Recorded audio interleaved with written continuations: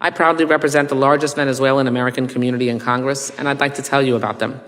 Venezuelans are teachers, nurses, construction workers, and firefighters. They care for elderly parents and their kids. Many run small businesses and create jobs, and they all boost our labor force, tax base, and consumer market. Deporting Venezuelans means fewer jobs, less innovation, and less funding for Social Security and Medicare.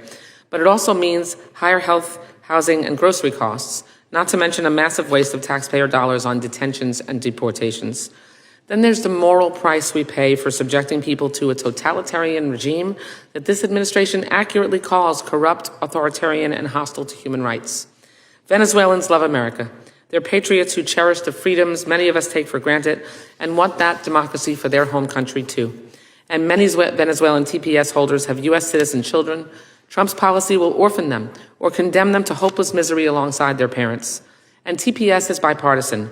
Created by Congress, presidents of both parties utilized it to protect people from countries in crisis, provided that they follow the law. TPS recipients don't get handouts. They pay application fees that fund this system without burdening taxpayers. This bill also doesn't shield anyone who commits a crime. TPS holders pass repeated background checks, and any criminal record is disqualifying. Ending TPS doesn't stop crime. It means law enforcement expends more resources arresting non-criminals, and that means letting real public threats walk free. Trump's termination of TPS doesn't just separate families. It sends people back to a criminal regime where they will face violence, persecution, and even death. It's even more heinous to actively collaborate with Maduro, an indicted cartel kingpin, to facilitate these removals and reward him with sanctions relief. And it's totally inconceivable and contradictory to continue twice-weekly deportation flights to Venezuela while threatening military action that may put innocents in the crossfire.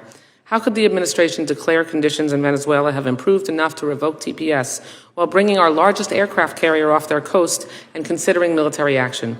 We cannot credibly denounce authoritarian dictators while cutting side deals to swap immigrants for oil money.